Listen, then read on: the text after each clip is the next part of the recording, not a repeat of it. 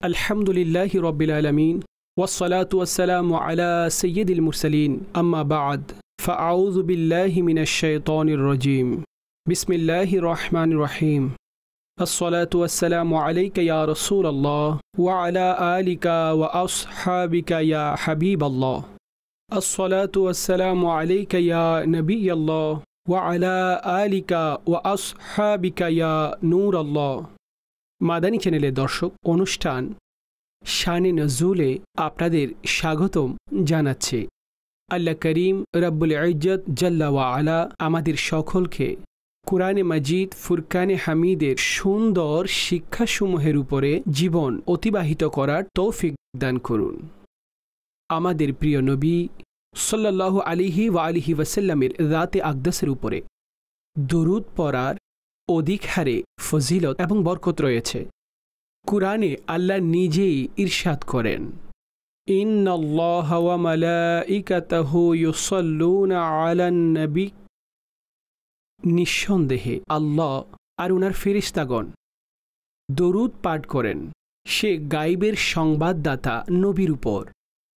ইয়া আইয়ুহাল্লাযীনা আমানু সাল্লু আলাইহি ওয়া সাল্লিমু তাসলিমা, হে ঈমানদারেরা, তোমরাও তার উপর দরুদ এবং সালাম পেশ করো।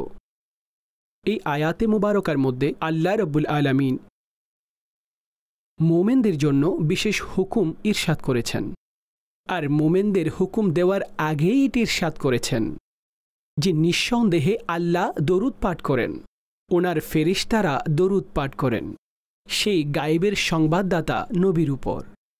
নবী শব্দের অর্থই হল এটি অদৃশ্যের সংবাদ দানকারী। নবী বলা হয় ওনাকে যিনি অদৃশ্যের সংবাদ দেন, গায়েবের খবর দেন। আমাদের ঈমান, আমাদের আকীদা হল এটি যে আল্লাহ আপন হাবিব সাল্লাল্লাহু তাআলা আলাইহি ওয়া আলিহি ওয়াসাল্লামকে অদৃশ্যের জ্ঞান দান করেছেন আর অদৃশ্যের সংবাদও দান করেছেন। তিনি সেই অদৃশ্যের জ্ঞান আর সেই অদৃশ্যের সংবাদ উনি ওনার উম্মতদেরকে অভিহিত করেছেন। ওনার মাজারের মধ্যে যে ফেরেশতাগণ ওনার খিদমতে হাজির আছেন, হাদিসের মধ্যে বলা হয়েছে আল্লাহ তাদেরকে এতটা শ্রবণ শক্তি দিয়েছেন যে যেখানেই হোক না কেন মানুষ আমার উপর দরুদ পাঠ করলে সে ফেরেশতারা তার এবং তার পিতার নাম উল্লেখপূর্বক আমার বারেগাহে পেশ করে, তার এবং তার পিতার নাম উল্লেখপূর্বক। সুবহানাল্লাহ আযজা ওয়া জাল। তো দরুদ পাঠ করতে থাকুন, দরুদ পাঠ করতে থাকুন। মুমিনো পড়তে রহো তুম अपने आका पर दरूद है फरिश्तों का वजीफा अस्सलातु वस्सलाम सल्लू अलल हबीब सल्लल्लाहु ताला अला मुहम्मद सल्लल्लाहु अलैहि व आलिहि वसल्लम सलातन व सलामन अलैका या सय्यदी या रसूल अल्लाह व अला आलिका व আসহাবিকা या सय्यदी या हबीब अल्लाह। মাদানী চ্যানেলের দর্শক, এই প্রোগ্রামে আমরা বিশেষ করে কিছু আয়াতে মুবারকা, তার কিছু প্রেক্ষাপট, ঘটনাসমূহ, অতঃপর সে আয়াতের কিছু ব্যাখ্যা বিশ্লেষণ, কিছু তাফসীর, সেগুলো আমরা আরজ করার চেষ্টা করে থাকি। এই দিনসমূহকে সামনে রেখে বিশেষ করে আজ আমরা কুরবানি বিষয়ে আলোচনা করব। কুরবানি এটা আল্লাহ রব্বুল আলামিন আর ওনার প্রিয় হাবিব সাল্লাল্লাহু আলাইহি ওয়াসাল্লামের হুকুম। আর শুধুমাত্র এই কুরবানি বিশেষ নিয়মে আল্লাহর নামের উপর আপন পশুসমূহের কুরবান করা, এটা শুধুমাত্র এই উম্মতের নয়, পূর্ববর্তী উম্মতরাও এই নিয়ম পালন করেছেন, এই পদ্ধতিতে কুরবান করেছেন। আর তাদের উপরও আল্লাহর পক্ষ থেকে কুরবানি ছিল, নিয়ম ভিন্ন ছিল, কিছু প্রাণীর কুরবানি ছিল। তো কোনো জায়গায় অন্য কিছু কুরবানি করা, সেটার নাম কুরবানি হিসেবে ব্যাখ্যা করা হতো। আল্লাহ কুরআনে পাকে ইরশাদ করেছেন, বিসমিল্লাহির রহমানির রহিম, ওয়ালিকুল্লি উম্মাতিন জাআলনা মানসাকান লিয়াযকুরু ইসমাল্লাহি আলা মা রাযাকাহুম মিন বাহিমাতিল আনআম। ইরশাদ করলেন আমি প্রত্যেক উম্মতের জন্য কুরবানি নির্ধারণ করেছি, যাতে তারা সেই পশুসমূহকে আল্লাহর নাম নিয়ে জবেহ করে, যা তাদের দান করা হয়েছে, যে রিজিক আল্লাহ তাদেরকে দান করেছেন। অর্থাৎ পশুসমূহের মধ্য থেকে আল্লাহ তাদেরকে যা দিয়েছেন সেগুলো আল্লাহর নামে তারা কুরবান করবে। চাই ব্যক্তি নিজে পালন করেছেন এরকম প্রাণী, অথবা আল্লাহ সম্পদ দিয়েছেন, তো সে নিজের সম্পদ দ্বারা প্রাণী সংগ্রহ করবে আর সেটাকে আল্লাহর নামে কুরবানি করবে। সে সম্পদও তো আল্লাহ দিয়েছেন, সেই মালও আল্লাহর বন্টনকৃত, আল্লাহর দেওয়া রিজিক। তো প্রত্যেক উম্মতের জন্য কুরবানি রাখা হয়েছে। আর এই কুরবানি পূর্ববর্তী উম্মতের মধ্যেও ভিন্ন নিয়মে ছিল। এই উম্মতকেও বিশেষভাবে তার হুকুম দেওয়া হয়েছে, সেই হুকুমকেই অবধারিত করে রাখা হয়েছে। যদি আমরা এই কুরবানির নির্দিষ্ট কারণসমূহ দেখি, তা হজরতে ইব্রাহিম আলাইহিসসালামের সে আজিম কুরবানি, যা হজরত ইসমাইল আলাইহিসসালামকে কুরবান করে দেওয়ার জন্য তিনি মিনার সেই ভূমিতে চলে গিয়েছিলেন। আর আল্লাহ রব্বুল আলামিনের হুকুমে আপন সন্তানকে কুরবানির জন্য তিনি প্রস্তুত হয়ে গিয়েছিলেন। আর কেনই বা হবেন না, আল্লাহ উনার জন্য ইরশাদ করেছেন, ওয়াত্তাখাযাল্লাহু ইব্রাহিমা খলীলা, আল্লাহ ইব্রাহিমকে আপন খলিল বানিয়ে নিয়েছেন। ইব্রাহিম আলাইহিসসালাম আল্লাহর বন্ধু, আল্লাহর নবী হন, আল্লাহর প্রিয় ভাজন, মাহবুব বান্দা নবী তিনি। আর খলিলুল্লাহ উপাধি পেয়েছেন এমন, খলিলুল্লাহর লকব পেয়েছেন এমন। তো হজরত ইব্রাহিম আলাইহিসসালাম আপন সম্পদকেও আল্লাহর পথে কুরবান করেছেন, আপন সন্তানকেও কুরবান করার জন্য প্রস্তুত হয়ে গিয়েছেন। বরং তিনি তো করে দিয়েছেন। কদ সদ্দাক্তা রুইয়া, আল্লাহ ইরশাদ করেন তিনি স্বপ্নকে সত্য করে দিলেন, তিনি সত্যকে উন্মোচন করে দিয়েছেন। ইন্না কাযালিকা নাজজিল মুহসিনিন, আর নিঃসন্দেহে আমি এমন এহসানকারীদেরকে, নেককারদেরকে পুরস্কার দান করি। তো তিনি তো সত্যতা দেখিয়েছেন আপন সেই স্বপ্নের। তো আমরা যে কুরবান করি, এটার সম্পর্ক, এটার প্রেক্ষাপট, কুরবানি সেই আজিম কুরবানি যা হজরত ইব্রাহিম আলাইহিসসালাম আপন সন্তান হজরতে সৈয়দুনা ইসমাইল আলাইহিসসালাম, যিনাকে আবুল আরবও বলা হয়, আর নবী পাক সাল্লাল্লাহু আলাইহি ওয়াসাল্লামের নাসব মুবারকও হজরতে ইসমাইল আলাইহিসসালাম পর্যন্ত সেটা পৌঁছে যায়। ইসমাইল আলাইহিসসালাম, অতঃপর ইব্রাহিম আলাইহিসসালাম, এই পদ্ধতিতে। আর হজরতে ইসমাইল আলাইহিসসালামের সেই সময় সেই জায়গায় দুব্বা জবাই হয়ে যাওয়া, আর ওনার প্রাণ বেঁচে যাওয়া, আর দুম্বার ফিদিয়া হয়ে যাওয়া, তার হিকমত সমূহের মধ্যে এটিও একটি ছিল। কেননা তার পিঠে নূরে মুহাম্মদী সাল্লাল্লাহু আলাইহি ওয়াসাল্লাম সেটা মজুদ ছিল। আর উনি যদি এই পদ্ধতিতে কুরবান হয়ে যেত, আর এইভাবে ওনার সেইখানে কুরবানি হয়ে যেত, পূর্ণ হয়ে যেত, তো অতঃপর সেখানে যে পিঠ মুবারকের মধ্যে নূরে মুহাম্মদী সাল্লাল্লাহু আলাইহি ওয়াসাল্লাম ছিল, আর সেই ধারাবাহিকতাও তো চলমান থাকতে হতো। উলামাগণ একটি হিকমত এখানে বর্ণনা করেছেন। আর আমাদের প্রিয় নবী সাল্লাল্লাহু আলাইহি ওয়াসাল্লামের নিজের একটি বর্ণনা রয়েছে, আনা ইবনু যাবিহাইন, তিনি দুজন উৎসর্গের সন্তান, তিনি নিজে নিজেকে সেটা উল্লেখ করেছেন। আর একজন জবেহ হজরত ইসমাইল আলাইহিসসালাম, আর একজন জবিহা উনার সম্মানিত পিতা হজরতে আব্দুল্লাহ রাদিয়াল্লাহু তাআলা আনহু, তিনি ছিলেন। যে যখন ওনার দাদা হজরতে আব্দুল মুত্তালিব একটি মান্যত করেছিলেন, আর সেই মান্যতের মধ্যে একজন পুত্রকে কুরবান করার জন্য মান্যত করেছিলেন। আর সেই ঘটনা অনেক লম্বা, সংক্ষেপে আলোচনা করছি। তো নাম বাছাইয়ের পর্ব আসলো, আর সেখানে আব্দুল্লাহ এর নাম চলে আসলো। আর সেই নাম বাছাই চলছিল, এমনকি সেই সময়ের লোকেরা যেটা সিদ্ধান্ত নিয়েছিল যে আমরা এই সন্তানকে, এই শাহজাদাকে অধিক সুন্দর, হাসিন এবং জমিল, তাকে আমরা জবে হতে দিব না, বরং অন্য কোনো কাফারার ব্যবস্থা করা হোক। তো সেখানে বাছাই পর্ব যেটা চলছিল, সেটা চলমান ছিল।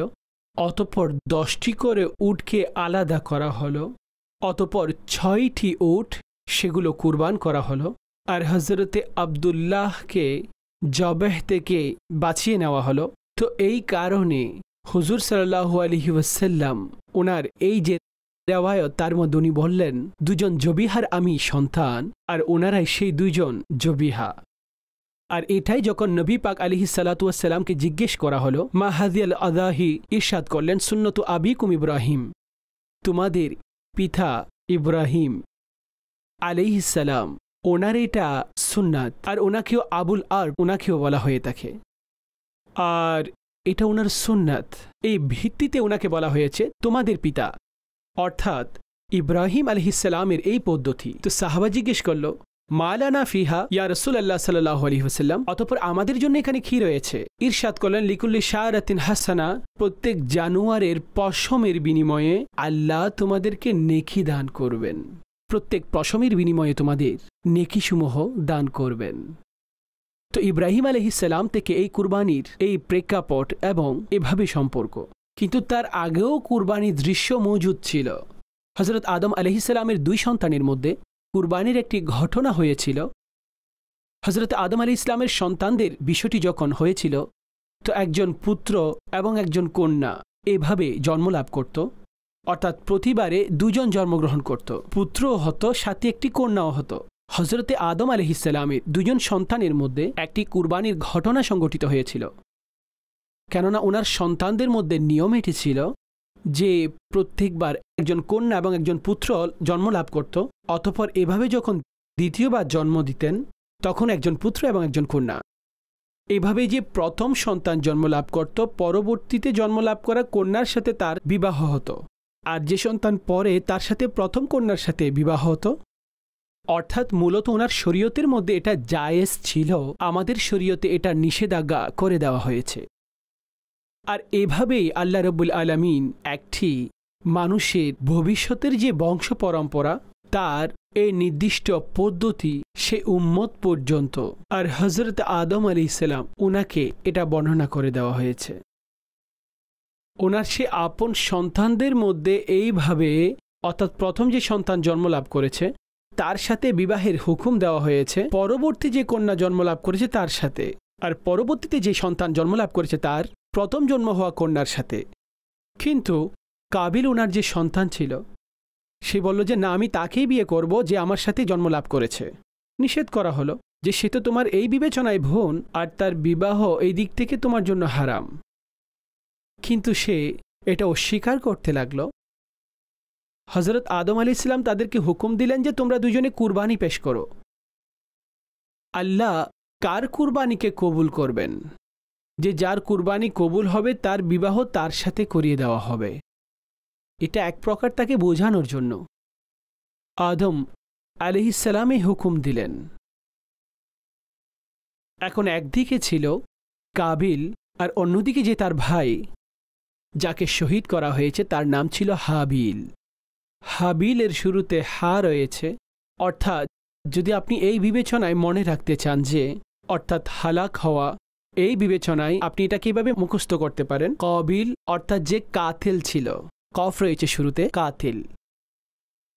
তো যখন ওনারা কুরবানি দিল, তো এখন আল্লাহ রাব্বুল আলামিন কি বর্ণনা করলেন আসুন কুরআন থেকে শুনি। ইরশাদ করলেন, ওয়াতলু আলাইহিম নাবা আবনাই আদম বিল হক, আর তাদেরকে পাঠ করে শুনিয়ে দিন আদম আলাইহিস সালামের 2 সন্তানের সত্যিকারের সংবাদ।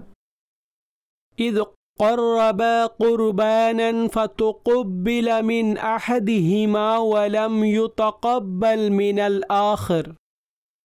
ইরশাদ করলেন যে যখন তারা দুইজনেই কুরবানি পেশ করলো আল্লাহর বারগাহে, তো একজনের কবুল হলো আর অন্যজনেরটা কবুল করা হয়নি, দ্বিতীয়জনেরটা কবুল করা হয়নি। তো কুরবানি একজনেরটা কবুল হয়েছে আর একজনেরটা হয়নি। আর সে কবুলিয়তের নিদর্শন এটি ছিল যে আসমান থেকে এমন একটি আগুন আসলো যে সে বস্তুকে পুড়িয়ে দিলে তো সেটা কবুল হয়ে যেত। আর কবুল করার কারণ কি ছিল? ইরশাদ করলেন, ইন্নামা ইয়াতাকাব্বালুল্লাহু মিনাল মুত্তাকিন, নিঃসন্দেহে আল্লাহ মুত্তাকিন থেকে কবুল করে থাকেন। যারা আল্লাহকে ভয় করেন, পরহেজগার, তাকওয়া ইখতিয়ারকারী, ওনাদের কাছ থেকে আল্লাহ আমলসমূহ কবুল করে থাকেন। কুরবানিও একটি আমল, আর তা আল্লাহ এদের কাছ থেকেই কবুল করেন। আজকেও যারা আল্লাহর বারেগাহে কুরবানি দিচ্ছেন, তো নিজেদের অন্তরে তাকওয়া, পরহেজগারি, আল্লাহর ভয়, আল্লাহর প্রতি লজ্জা এটা হওয়া উচিত যে আমরা আল্লাহর সামনে এই কুরবানি পেশ করছি, আল্লাহর বারেগাহে এভাবে কুরবানি পেশ করছি, কিন্তু তাকওয়ার সাথে। কেননা রব আজ্জা ওয়া জাল তাকওয়ার উপরে আমাদেরকে নেকি দান করবেন। আল্লাহ ইরশাদ করেন কুরআনে মাজিদের মধ্যে, lan yanalallaha luhumuha wala dima'uha walakin yanaluhu at-taqwa minkum। আল্লাহর কাছে কোনোভাবে এই পশুদের রক্ত পৌঁছবে না, তাদের মাংস পৌঁছাবে না। ওয়ালাকিন ইয়ানালুহু আত-তাকওয়া মিনকুম, বরং তোমাদের পক্ষ থেকে তাকওয়া পৌঁছবে, যার উপর আল্লাহ তোমাদেরকে এই সওয়াব দান করবেন। অর্থাৎ উদ্দেশ্যটি হলো যে সেটি হচ্ছে তাকওয়া, যে যার কারণে এই আমল কবুলিয়তের দরজা পর্যন্ত পৌঁছে যায়, অতঃপর আল্লাহ এটার উপর সওয়াব দান করেন। তাকওয়া ব্যতীত আমল কবুল হয়ে যাওয়া, তাকওয়া ব্যতীত মানুষ কোনো নেক আমলের মধ্যে কামিয়াবি হয়ে যাওয়া, এটা অনেক কষ্টসাধ্য বিষয় হয়ে থাকে। যে তাকওয়া ব্যতীত ইনসান আল্লাহর নৈকট্য লাভ করবে, তাকওয়া ব্যতীত মানুষ সে আল্লাহর মাহবুব বান্দা হয়ে যাবে, আপন আমলসমূহ কবুল করিয়ে নিবে তাকওয়া ব্যতীত, এমনটা হবে না। রব আজ্জা ওয়া জাল বিভিন্ন জায়গায় কোরআনের মধ্যে তাকওয়া ইখতিয়ার করার জন্য হুকুম দান করেছেন। ইয়া আইয়ুহাল্লাযীনা আমানুত্তাকুল্লাহ ওয়া যারু মিন বাকিয়া মিনার রিবা, হে ঈমানদারেরা আল্লাহকে ভয় করো, ছেড়ে দাও যা কিছু সুদ বাকি রয়েছে। ইয়া আইয়ুহাল্লাযীনা আমানুত্তাকুল্লাহ হাক্কা তুকাতিহি ওয়া লা তামুতুন্না ইল্লা ওয়া আনতুম মুসলিমুন, হে ঈমানদারেরা আল্লাহকে ভয় করো, যেভাবে ভয় পেতে হবে সেভাবে, আর তোমরা কোনোভাবেই মৃত্যুবরণ করবে না, কোনোভাবেই না, যতক্ষণ কোন অবস্থায় কোনোভাবেই তোমরা মৃত্যুবরণ করবে না, কিন্তু ঈমান অবস্থায়, অর্থাৎ তোমাদের মৃত্যু আসলে তো ঈমান যুক্ত হবে, ইসলামের সাথে সে মৃত্যু হবে। ইয়া আইয়ুহাল্লাযীনা আমানুত্তাকুল্লাহা ওয়াল তানজুর নাফসুম মা কদ্দামাত লিগাদ, হে ঈমানদারেরা আল্লাহকে ভয় করো, আর কোনো মানুষই জানে না কালকের জন্য তার কি রয়েছে, কাল তার কি হবে। ওয়াত্তাকুল্লাহ, আর আল্লাহকে ভয় করো। ইন্নাল্লাহা খাবীরুম বিমা তা'মালুন, নিঃসন্দেহে আল্লাহ খবর রাখেন, সবকিছুই জানেন, যা কিছু তোমরা করে থাকো। তো তাকওয়ার তার সাথে একটি অনেক বড় বুনিয়াদী সম্পর্ক রয়েছে। কুরবানি কবুল হওয়া সেটা তাকওয়ার উপর, সেটা নির্ধারিত। অর্থাৎ যে মানুষের ভিতরে তাকওয়া থাকবে, রবের ভয় থাকবে, খাশিয়ত সে পেয়ে যাবে। আল্লাহ এমন মুমিনদের নামাজেরও প্রশংসা করেন, আর তাদের কামিয়াবিসমূহ বর্ণনা করতে গিয়ে ইরশাদ করেন, কদ আফলাহাল মুমিনুন আল্লাযীনা হুম ফি সলাতিহিম খাশিউন, যে নিঃসন্দেহে সফলকাম হয়েছে সেই মুমিনরা। কারা? আল্লাযীনা হুম ফি সলাতিহিম খাশিউন, যে যারা নামাজের মধ্যে অনুকম্পার সাথে দাঁড়ায়, যারা নামাজে দাঁড়ায় অনুকম্পার সাথে, তারা সফলকাম হয়েছে, সেই মুমিন সফল হয়েছে। তো তাকওয়া এটা একেবারে আপন অন্তরের মধ্যে রাখা, রবের ভয় এবং খৌফ রাখা, এটা প্রত্যেক মানুষের জন্য প্রত্যেক বিবেচনায় জরুরি। আর আমল কবুল হওয়ার জন্য অনস্বীকার্য হল এটা কুরবানির বিষয়েও এখানে বলা হয়েছে। আর অনুরূপভাবে হাদিসে পাকের মধ্যে নবী পাক সাল্লাল্লাহু আলাইহি ওয়াসাল্লাম যে কথা ইরশাদ করেছেন যে অন্তরের তাকওয়া, আত-তাকওয়া হা হুনা, ইশারা করে হুজুর অন্তরের দিকে দেখিয়ে দিলেন যে তাকওয়া এখানে রয়েছে। অর্থাৎ অন্তর মানুষের পরিষ্কার হয়ে গেলে তো সমস্ত কাজকর্ম উনার পরিচ্ছন্ন হয়ে যায়। আর এই অন্তর হলো এমন, এই শরীরের এই অংশ, এই একটি টুকরা, যদি তার মধ্যেই ফাসাদ থাকে, অনিষ্ট থাকে, তো সমস্ত আমল ফাসাদ এবং নষ্ট হয়ে যায়। এই জন্য বলা হয়েছে ফাসল্লি লিরাব্বিকা ওয়ানহার, আপন রবের জন্য কুরবানি করুন আর নামাজ পড়ুন। অর্থাৎ রবের সন্তুষ্টি চাই মানুষ হজের মধ্যে রয়েছে, উমরার মধ্যে রয়েছে, সাদকা করছেন তিনি, এটা মানুষদের সাথে ইহসানমন্দি নয়। আপনি কুরবানি করছেন কিন্তু কার সাথে প্রতিযোগিতা নয়, কুরবানিতে কাউকে খাওয়াচ্ছেন কিন্তু কারো সাথে প্রতিযোগিতা নয়, কারো প্রতি ইহসানমন্দি করছেন সম্পদের দিক থেকে, তো তাকে সেই ইহসানের খোঁটা দিবেন না, না কোনো কষ্ট তাকে দিবেন যে আল্লাহ মাযআল্লাহ আমাদের আমলসমূহকেই বরবাদ করে দিবে। না, নেকি করুন, তো এই নিয়মে সেই নেকি করুন যে সেটা আল্লাহর পছন্দ হবে, আল্লাহর মাহবুব সাল্লাল্লাহু আলাইহি ওয়াসাল্লামের পছন্দ হবে। সেই দৃষ্টিভঙ্গি রেখে আপনি কাজ করুন। আর সেই দৃষ্টিভঙ্গি হলো এটি যে আমাদের কারণে কারো যে সাহায্য পেয়ে থাকে সে যেন কোনো কষ্ট না পায়। ইয়া আইয়ুহাল্লাযীনা আমানু লা তুবতিলু সাদাকাতিকুম বিল মান্নি ওয়াল আযা। ইরশাদ করলেন, হে ঈমানদারেরা, নিজেদের সাদকাকে বরবাদ করে দিও না, ইহসান দেখিয়ে দিয়ে আর কষ্ট দেওয়ার মাধ্যমে, কাউকে কষ্ট দেওয়ার মাধ্যমে আপনার এই সাদকাকে বাতিল করবেন না, নষ্ট করবেন না। এগুলো নেকি হলে তো এই নেকিসমূহ বাঁচিয়ে রাখুন। নিজের পছন্দনীয় সম্পদ আল্লাহর রাস্তায় সেগুলো খরচ করতে থাকুন, তো রব তাআলা ওনার কাছে অনেক প্রিয় আমল এবং অনেক পছন্দ করে থাকেন। তো আমি আরজ করছিলাম, আদম আলাইহিস সালামের সন্তানের যে কুরবানি কবুল হয়েছিল, আল্লাহ ইরশাদ করলেন তিনি মুত্তাকিনদের কবুল করে থাকেন, তাকওয়া এবং পরহেজগারি ইখতিয়ারকারীদের কুরবানিসমূহ কবুল করে থাকেন, তাদের আমলকেও কবুল করে থাকেন। তো মানুষের ইতিহাসে কুরবানি সর্বপ্রথম এই ঘটনা। এরপরে বিভিন্ন নিয়ম ছিল, সিলসিলা ছিল, কুরবানি হয়ে আসছিল, কিছু হাকিকি দিক থেকে, কিছু মানবী দিক থেকে। কেউ আটা এবং গম এভাবে পেশ করে কুরবানি পালন করতেন, কেউ প্রকৃত প্রাণীকে জবাই করার মাধ্যমে। আর রব আজ্জা ওয়া জাল নির্দিষ্টভাবে যেটা প্রত্যেক উম্মতের জন্য ইরশাদ করেছেন, তাদের প্রাণীসমূহ তিনি জবাহ করার জন্য বলেছিলেন, ওয়ালিকুল্লি উম্মাতিন জাআলনা মানসাকান লিয়াযকুরু ইসমাল্লাহি আলা মা রাযাকাহুম মিন বাহিমাতিল আনআম। যে প্রত্যেক উম্মতের জন্য আমি কুরবানিকে নির্ধারণ করেছি যে তারা আল্লাহর নাম নিয়ে আপন যা আল্লাহ তাদেরকে রিজিক দিয়েছেন সে প্রাণীসমূহের মধ্য থেকে কোনো একটিকে তারা জবাহ করবে। কুরবানি এটা মানুষ যখন পেশ করে আল্লাহর বারগাহে, ইরশাদ করা হয়েছে খুশি চিত্তে করুন, খুশি মনে করুন যে এই কুরবানির পশু কিয়ামতের দিন আপন শিং পশম খুরের সাথে আসবে।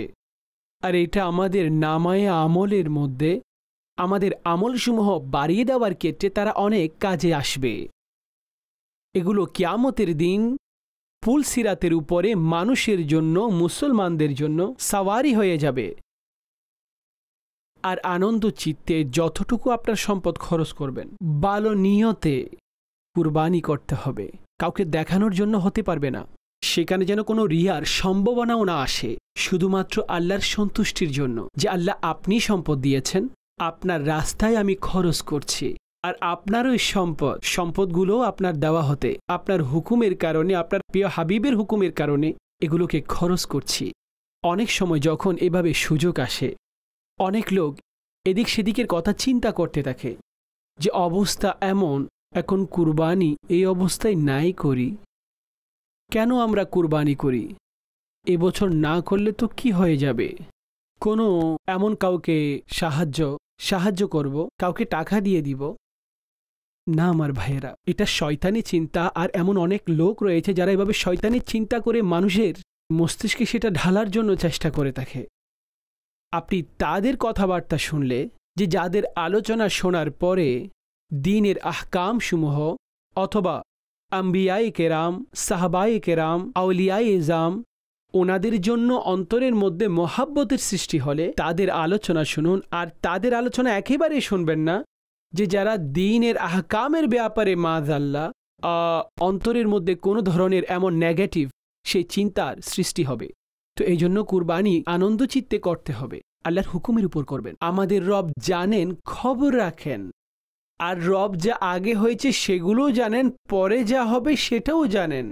কিন্তু কোথাও এভাবে বলে দেননি যে এরকম সমস্যা আসলে তুমি তো এভাবে করবে না। যে ইবাদত রয়েছে তা আপন জায়গায়, সেটা চাই হজের ফরজসমূহ হোক, সেটা চাই কুরবানি হোক, সেটা চাই আল্লাহর দেওয়া সম্পদ থেকে খরচ করতে গিয়ে আল্লাহর ঘর মসজিদের কাজ হোক, সেটা চাই এই ধরনের নেকির কাজ হোক। আর আমি আপনাদেরকে আরজ করব, যারা এই ধরনের কাজ করে, মসজিদের নির্মাণ কাজ হোক, মাদ্রাসাকে মজবুত করা, তার সাথে সাথে কুরবানি দেওয়া, এগুলো প্রকৃতপক্ষে এমন যে তাদের অন্তরে গরিবদের জন্য ভালোবাসা সৃষ্টি হয়। জি জি, তিনি তাদের জন্য অনেক কিছু করেন।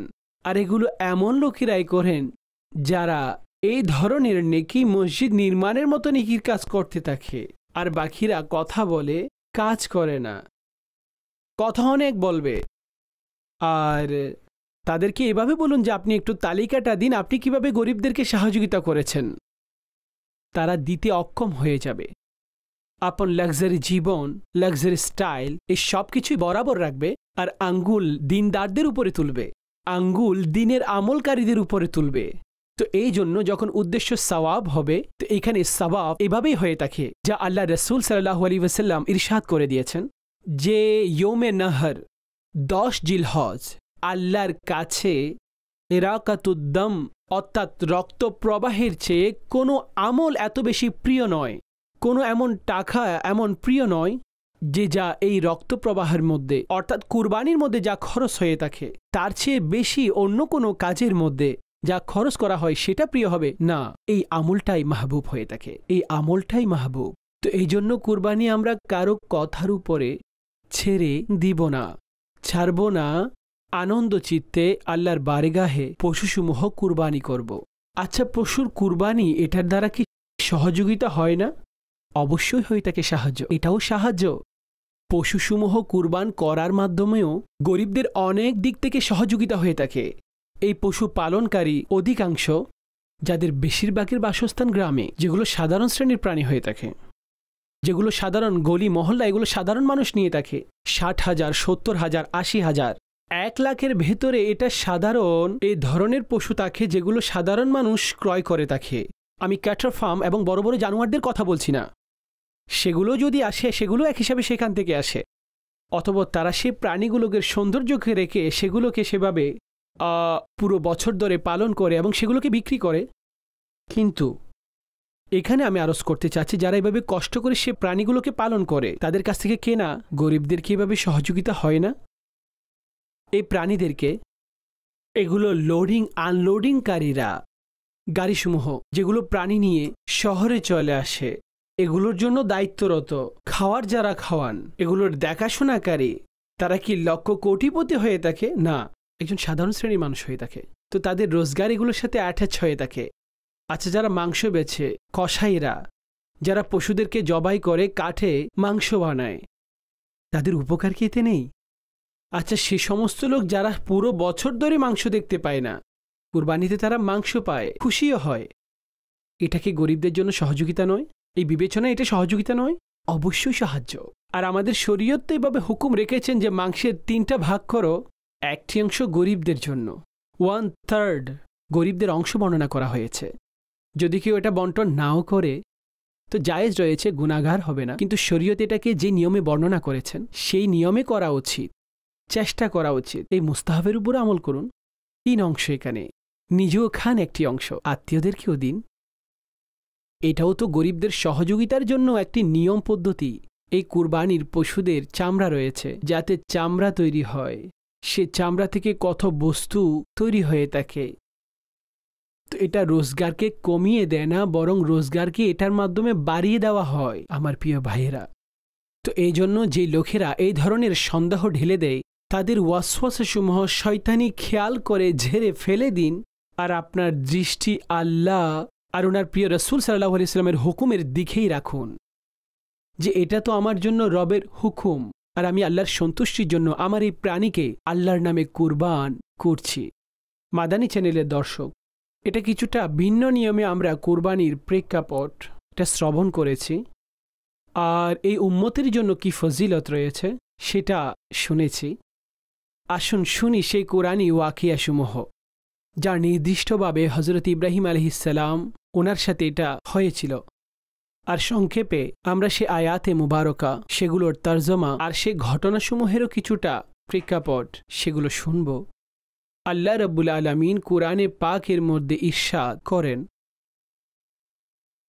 فلما بلغ معه السعي قال يا بني إني أرى في المنام أني أذبحك فانظر ماذا ترى আর যখন হজরত ইসমাইল আলাইহিসসালাম বাবার সাথে দৌড়ানোর উপযোগী হয়ে গেল, হজরত ইব্রাহিম আলাইহিসসালাম ওনার যখন ৯৯ বছর ওনার বয়স হয়েছিল, আর মনে রাখবেন ওনাদের সময় জন্মের এই ধারাবাহিকতা সেটা বড় অবস্থায় হয়েছিল।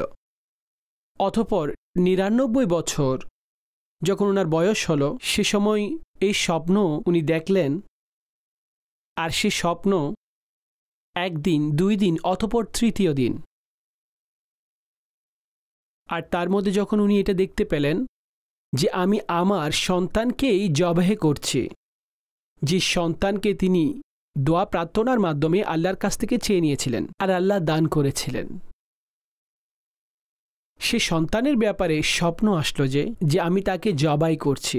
নবীদের স্বপ্ন হক এবং সত্য, কেননা ওহির একটি নিয়ম এবং মাধ্যম সেটা নবীদের স্বপ্ন হয়ে থাকে। বলা হলো যখন ইসমাইল আলাইহিস সালাম এই বয়সের মধ্যে পৌঁছালো, তফসিরের মধ্যে এই বয়সকে ১২-১৩ বছর বলা হয়েছে, বিভিন্ন রেওয়ায়েত রয়েছে। এই বয়সে পৌঁছলো যে তিনি তার সাথে দৌড়ার উপযোগী হলো, চলাফেরার উপযোগী হয়ে গেল। তো উনি বললেন, ইয়া বুনাইয়া ইন্নী আরা ফিল মানামি আন্নী আযবাহুকা ফানজুর মাযা তারা। হে আমার সন্তান, আমি স্বপ্নের মধ্যে দেখলাম যে আমি তোমাকে জবাই করছি। ফানজুর মাযা তারা, তোমার অভিমত কি, তুমি কি বলো? ক্বালা ইয়া আবাতি ইফআল মা তু'মার, বললেন যে হে আমার পিতা, করে ফেলুন যেটা আপনাকে নির্দেশ দেওয়া হয়েছে, যা আপনাকে হুকুম দেওয়া হয়েছে আপনি করে ফেলুন। সাতাজিদুনি ইনশাআল্লাহু মিনাস সাবিরিন, আপনি অবশ্যই আমাকে পাবেন ইনশাআল্লাহ সবরকারীদের অন্তর্ভুক্ত পাবেন। আপনি সেটা করে ফেলুন যেটা আপনাকে হুকুম দেওয়া হয়েছে। তাফসীর সমূহের মধ্যে উলামাগণ এটা বর্ণনা করেছেন, এটা জিজ্ঞেস করার মধ্যে কি হিকমত রয়েছে যে সন্তানের রায়ও সামনে আসলো, তিনি কি বলেন। আল্লাহ যেটা হুকুম করেছেন সেটা তো অবশ্যই করতে হবে, কিন্তু সন্তান ওনার অভিমত কি, কেমন সেই সন্তান। আল্লাহু আকবার। বললেন, হে আমার পিতা, আপনি করে ফেলুন যা আপনি স্বপ্নের মধ্যে দেখেছেন, হুকুম পেয়েছেন, আমি ধৈর্য ধারণ করব। ফালাম্মা আসলামা ওয়া তাল্লাহু লিল জাবিন وناديناه أن يا إبراهيم قد صدقت الرؤيا إنا كذلك نجزي المحسنين। আর যখন পিতা এবং পুত্র আমার হুকুম পাওয়ার পরে সেটার উপর উভয়ে রাজি হয়ে গেল, আর পিতা পুত্রকে জমিনের উপরে শুইয়ে দিল। আল্লাহু আকবার। ওয়ানাদাইনাহু আন ইয়া ইব্রাহিম, আর আমি ডাক দিলাম, হে ইব্রাহিম, কদ সদ্দাকতা রুয়া, নিঃসন্দেহে আপনি স্বপ্নকে সত্যি করে দেখালেন। ইন্না কাযালিকা নাজজিল মুহসিনিন, আর আমি নেককারদেরকে এভাবেই প্রতিদান দান করে থাকি। অতঃপর ইরশাদ করা হলো, ইন্না হাযা লাহুয়াল বালাউল মুবিন, আর নিঃসন্দেহে এটি একটি প্রকাশ্য পরীক্ষা, এটা একেবারে স্পষ্ট এবং উন্মুক্ত পরীক্ষা ছিল। ওয়াফাদাইনাহু বিযিবহিন আযীম, আর আমি একটি অনেক বড় জবাই তার ফিদিয়াতে দিয়ে তাকে বাঁচিয়ে নিয়েছি। ওয়া তারাকনা আলাইহি ফিল আখিরিন, আর আমি পরবর্তী আসা নসলদের মধ্যে ওনার জিকির ব্যক্ত করেছি। সালামুন আলা ইব্রাহিম, ইব্রাহিমের উপর সালাম, ইব্রাহিমের উপর সালাম। এখন যখন হযরত ইব্রাহিম আলাইহিস সালাম আল্লাহর হুকুমে প্রথম দিনের স্বপ্ন, অতঃপর দ্বিতীয়, অতঃপর তৃতীয়, অতঃপর তিনি সে স্বপ্নের সাথে এবং অনেক বড় মুসিবতের সাথে সম্মুখীন হলেন, ছেলেকে প্রস্তুত করলেন। শয়তান এসে হযরত ইসমাইল আলাইহিস সালামের মা হযরতে হাজরা আলাইহিস সালামকেও ওয়াসওয়াসা ঢেলে দিল। তাকে বলা হলো যে বাবা সন্তানকে কুরবানি করতে পারে। বিবি হাজরা জবাব দিল, শয়তান বলল যে তিনি করে দিবেন, কেননা ওনার উপর আল্লাহর হুকুম রয়েছে। তো উনি বলতে লাগলেন, যদি আল্লাহর হুকুম থাকে তো এক ইসমাইল কেন, 1000 জন সন্তান আল্লাহর রাস্তায় কুরবানি করে দিব, রবের হুকুম। শয়তান নিরাশ হয়ে গেল। এদিকে উনাকে এসে বলে, আর যে স্মৃতির উপরে শয়তানকে পাথর নিক্ষেপ করা হলো, সেই স্মৃতির উপরে হাজিরা সেই পাথর নিক্ষেপ করে। তো যখন আল্লাহর অনুসরণমূলক কাজ বান্দা করে তখন শয়তানি ওয়াসওয়াসা সামনে চলে আসে, শয়তানি চিন্তা উত্থাপন করার মতো মানুষ সামনে চলে আসে। তো এইভাবে হযরত ইব্রাহিম আলাইহিসসালাম আপন সন্তানের কুরবানি আল্লাহর বারেগাহে তিনি পেশ করলেন। রবের হুকুমের মাধ্যমে ওনার জায়গায় তিনি ফিদিয়া হিসেবে জান্নাতের সে দুম্বা সেটা জবাই হলো। আর হযরত ইসমাইল আলাইহিসসালাম তিনিও পরীক্ষাতে উত্তীর্ণ হয়ে গেলেন। ইব্রাহিম আলাইহিসসালাম তিনিও এই পরীক্ষায় কামিয়াব হয়ে গেলেন। দর্শক, এখান থেকে আমরা এই পায়গাম এবং শিক্ষা পাই, যখন রবের হুকুম হবে তো তখন আল্লাহর সন্তুষ্টির জন্য আপন সম্পদকেও, রবের হুকুম যখন হবে পশুদের কুরবানি করার জন্য তখন পশুদেরকে কুরবানি করবেন। রবের হুকুম যখন হবে রোজা রাখার জন্য তো তখন রোজা রাখবেন। রবের হুকুম যখন হবে জাকাত দেওয়ার জন্য তো তখন জাকাত দিবেন। রবের হুকুম যখন হবে নামাজ পড়ার জন্য তো তখন নামাজ পড়বেন। রবের হুকুম যখন হবে কোনো গুনাহের কাজ থেকে বেঁচে থাকার জন্য তখন সেই গুনাহ থেকে বেঁচে সংক্ষিপ্ত রূপে প্রত্যেক বিষয়ে নিজের নফসকে আগে নয়, আল্লাহ এবং রসুলের ফরমানসমূহকে আগে রেখে আমাদের আপন জীবন অতিবাহিত করতে হবে। আর আম্বিয়ায়ে কেরাম আলাইহিমুসসালাম সেই উদাহরণ পেশ করেছেন, কোন কোন পরীক্ষা দিয়ে তারা উত্তীর্ণ হয়েছেন। এমনকি রেওয়ায়েতে ইরশাদ করা হয়েছে সবচেয়ে বেশি পরীক্ষা সেটা আম্বিয়ায়ে কেরাম আলাইহিমুসসালামদের এসেছিল। আর হযরত ইব্রাহিম আলাইহিসসালামের জন্য এটা কত বড় পরীক্ষা, ৯৯ বছর বয়সে সন্তানকে কুরবান করার হুকুম, আর তিনি আপন সে স্বপ্নকে সত্যি করে দেখালেন। আজ আমাদের জন্য এই সুন্নত ইব্রাহিমী আর আমাদের প্রিয় নবী সাল্লাল্লাহু আলাইহি ওয়াসাল্লামের সুন্নাত, এই পশুদেরকে জবাই করার ব্যাপারে আপনিও অবশ্যই কুরবানি করুন। বিশেষ করে যিনি সামর্থ্য রাখে, ইস্তেতাআত রাখে, সম্পদ রয়েছে যার, যদি সে তারপরেও কুরবানি না করে তো ইরশাদ করা হয়েছে যার কাছে সামর্থ্য রয়েছে আর সে কুরবানি করে না, ইরশাদ করলেন আমাদের ঈদগাহের নিকটে আসবে না, সে যেন ঈদগাহের নিকটে না আসে। অর্থাৎ এতটাই তার প্রতি অসন্তুষ্ট হয়েছেন। তো কুরবানিও অবশ্যই করুন। কুরবানি করে কুরবানির মাংসের মাধ্যমে আল্লাহর বারেগাহ থেকে সওয়াব হাসিল করুন। অর্থাৎ গরিবদেরকে দিন, আত্মীয় স্বজনকে খাওয়ান, এভাবে অনেক শরীফ ফকিরকে দিতে থাকুন। গরিবের জন্য একটি অংশ রয়েছে, ধনীদেরকেও দিন, আপন আত্মীয় স্বজনকেও দিন, আর যা দিবেন প্রকৃতপক্ষে তাই বেঁচে থাকবে। এক রেওয়ায়েতের মধ্যে নবী পাক আলাইহিসসালাম আপন এক স্ত্রীকে জিজ্ঞেস করলেন, মাংস সংক্রান্ত জিজ্ঞেস করলেন, তো তিনি বললেন যে কিছুটা বাকি রয়েছে, বাকি সব দিয়ে দিয়েছি। হুজুর সাল্লাল্লাহু আলাইহি ওয়াসাল্লাম বললেন, বাকি সেগুলো রয়েছে যেগুলো দিয়ে দিয়েছেন, আখিরাতের জন্য বাকি সেগুলো রয়েছে যা দিয়ে দিয়েছেন, যা আল্লাহর নামে আল্লাহর রাস্তায় চলে গিয়েছে সেগুলো বাকি অবশ্যই বাকি আছে। আল্লাহ করিম আমাদেরকে স্বাচ্ছন্দ্য চিত্তে কুরবানি করার মতো তৌফিক দান করুন। আমিন বিজাহিন নবীল আমিন সাল্লাল্লাহু আলাইহি ওয়াসাল্লাম।